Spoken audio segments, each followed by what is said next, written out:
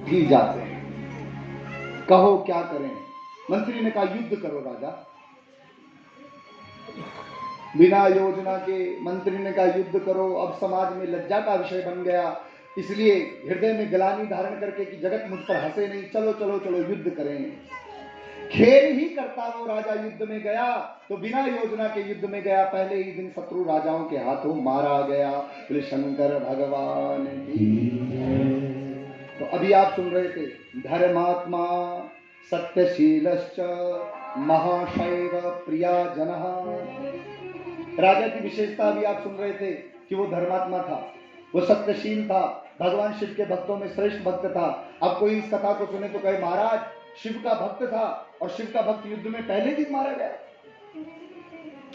तो इस कथा से शिक्षा लो, कितना शिव की भक्ति करो, लेकिन अगर भक्ति में कहीं अंधभक्ति आ गई ना तो फिर भगवान नहीं सुनने वाला।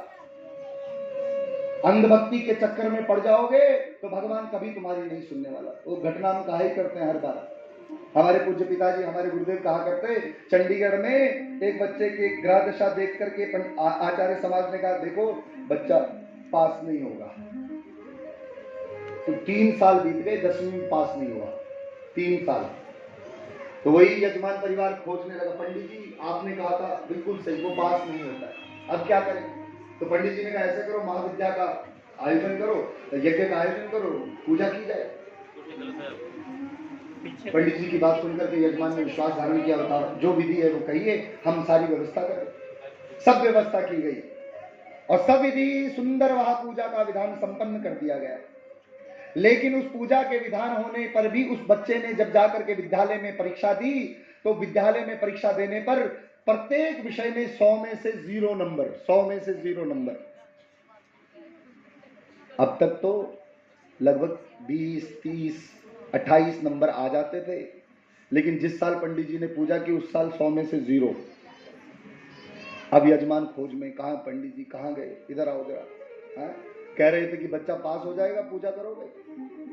पंडित जी अचंभे में, महाराज हमने तो अपनी संपूर्ण श्रद्धा निष्ठा से पूजा की, फिर आपका बच्चा फेल कैसे हो सकता है। पंडित जी ने कहा उस बालक को बुलाओ जरा। बेटे को बुलाया गया। बेटे पहले तक तो 20, 25, 30 नंबर आते थे हर विषय में, अब की बार 100 में से 0, ऐसा क्या।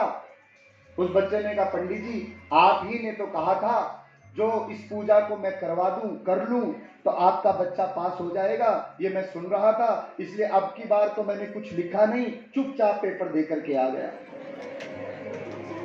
अब पंडित जी सिर पर हाथ रखें, यजमान अपने सिर फुटने से मारा। आप विचार कीजिए, केवल पूजा कर ले और कोई परिश्रम ना करे, कोई प्रयास ना करे और फल मिल जावे, ऐसा संभव है। और फिर आप दोष दो पूजा को, दोष दो देवताओं को। इस भाव में जो स्थिर है वास्तव में वही अंधभक्ति में है।